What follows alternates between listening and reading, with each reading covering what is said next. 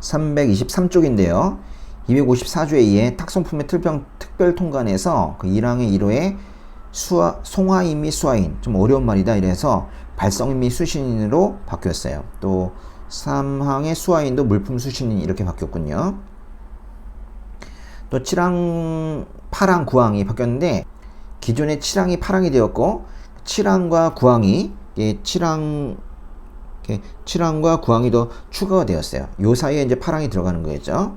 세관장은 통관 절차가 적용되지 아니한 탁송품으로서 검사 마치고 탁송품에 대한 감시 단속에 지장이 없다고 인정하는 경우에는 관청장이 정하는 보세국 등에서 탁송품을 통관할 수 있다. 이게 뭐예요? 지금 관청장이 정하는 보세국 등에서 탁송품을 통관하게 한다는 건 일반적인 통관을 한다는 것인데, 이거는 1항에 따른 통관 절차가 적용되지 아니하는 탁송품에 적용이 되는 거예요.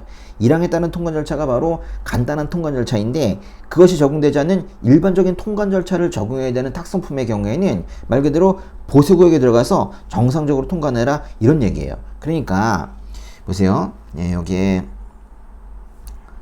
지금 6항이 제목을 정해놨지만 통관 장소와 관련된 거 아니었습니까? 원칙적인 통관 장소는 뭐예요?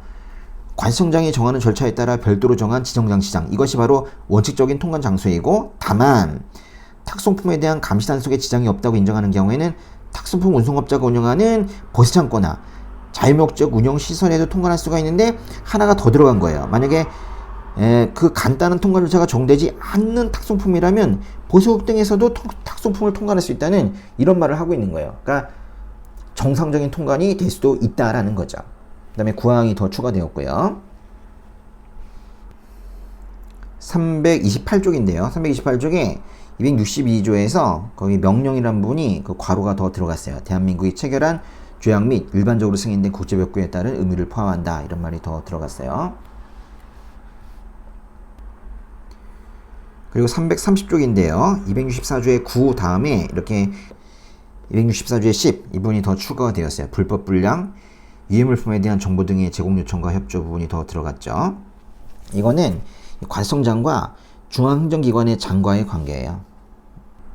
관청장이 중앙행정기관의 장에게 그 불법 불량, 유해물품에 대한 정보 제공 등을 제공해 줄 것을 요청할 수 있다는 그런 규정입니다. 333쪽인데요.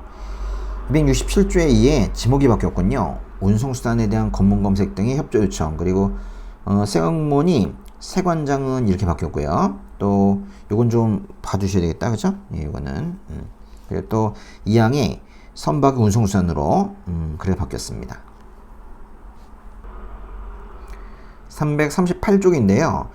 체납처분이 강제징수로 바뀌면서 이것도 이렇게 바뀌었네요. 강제징수, 면탈죄 등 두 번째 줄에도 체납처분의 집행이 강제징수 집행으로 바뀌었고요. 네, 강제징수로 바뀌었고, 내용은 같습니다. 그죠? 근데 여기에 좀 하나가 더 추가되었어요. 275조의 2와 275조의 3이 있었는데, 그 다음에 275조의 4가 더 추가가 되었어요. 이때도 역시나 마찬가지로 1년이고 1,000만원이네요. 그러니까 타인에 대한 명의대여죄도 이것도 1년이고 1,000만원인데, 이거랑 같은 정도의 그런 벌을 주게 돼 있는 겁니다. 보세사 명의대여를 하면 그때는 1년 1,000만원이다 이런 얘기를 하는 거예요. 339쪽인데요. 339쪽에 그 허위신고죄 등의 그 사망해 보시면 1항의 1호에 부정한 방법으로 적하 목록이 아니라 적자 화물 목록 이렇게 들어가야 됩니다. 표현이 바뀌었죠? 예. 343쪽인데요.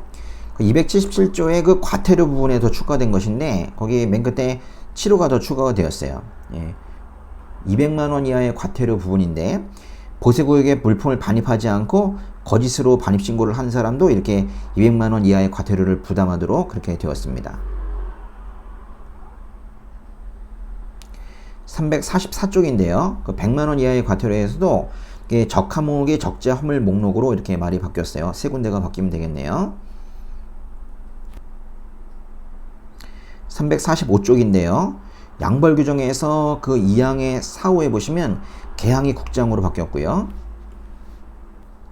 350쪽입니다. 350쪽에 이 87조에서도 이렇게 좀 어려운 표현이 쉬운 표현으로 바뀐 것 같아요. 대서라는 표현이 대리서명으로 바뀌었고, 예, 그랬어요. 예. 대서하게, 대리서명하게, 대서자, 대리서명자 이렇게 바뀌었군요. 이제 거의 다 했습니다. 이게 322조에 그 통계 및 증명서의 작성 및 교부 부분인데, 여기에 1항의 두 번째 줄에 1항의 2호에 입항하거나 출항한 여기도 외국무역선, 외국무역기가 국제무역선, 국제무역기로 바뀌었습니다. 요걸 좀 체크해 놓으셔야 되고, 322조 다음에 하나가 더 들어갔는데요. 361쪽 맨 밑에다가 추가해 놓으시면 될 것 같아요. 바로 322조에 2가 더 추가가 되었습니다. 연구개발 사회 추진이라는 이런 부분입니다. 이 부분 한번 읽어보시면 되겠어요. 보칙에 있는 내용이거든요. 363쪽인데요. 324조에 포상 부분에서도 사망의 국세징수법의 조가 바뀌었나 봅니다. 30조가 25조로, 그리고 2호에는 체납처분이 강제징수로 바뀌면 되겠어요. 그 다음에 365쪽인데요. 이게 조금 내용이 좀 많습니다. 327조에 국가간세 종합정보망의 구축 및 운영 부분에서 여기 보시면 이제 3항에 국가간세 종합정보망의 전산처리비를 이용한다는 이 말이 이렇게 바뀌어져요. 국가간세 종합정보망 뿐만이 아니라 이렇게 정보통신망 이용 촉진 및 정보보호 등에 관한 법률에 따른 정보통신망으로서 국가간세 종합정보망과 연계된 정보통신망이라는 것이 더 들어갔어요. 그래서 연계정보통신망도 여기에도 추가됐다고. 그러니까 한마디로 하면 이 두 개예요. 국가간세 종합정보망 뿐만이 아니라 이게 하나 더 들어갔다는 얘기입니다.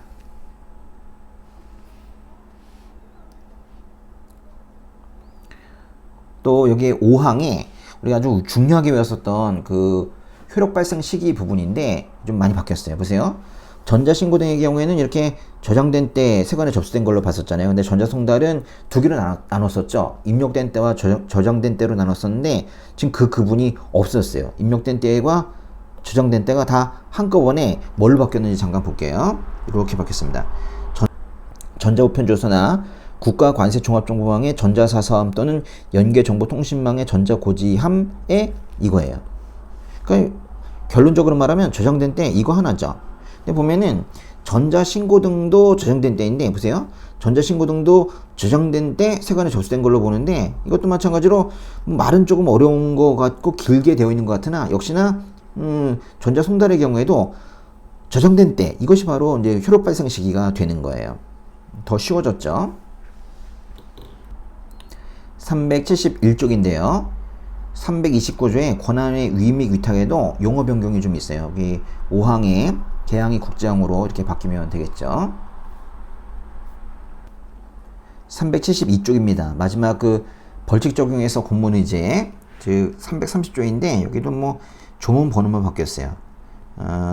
8회 바모 보세 징계위원회가 165조에 3에서 5로 바뀌면서 이렇게 이 부분도 바뀌었습니다. 예, 여기 다 보셨어요. 정말 많이 바뀌었죠. 네, 요거뿐만이 아니라 이제 시행령 부분이 바뀌면 이제 조금 더 고쳐야 될 부분이 있지만 이제 뭐 거의 이제 안 해도 돼요. 이게 요걸 가지고 이제 여러분이 시험장 들어갈 건데, 시행령 부분은 제가 봤는데 용어만 지금처럼 법률에서 바뀐 용어가 시행령에서 바뀌는 이런 식으로 좀 바뀔 거예요. 그러니까 지금부터는 이제 시행령 바뀐 거 조만간 체크는 해야 되겠지만은 전적으로 참 잘 외우세요. 이제는 본격적으로 외워야 될 뭐 그럴 때인 것 같습니다. 예.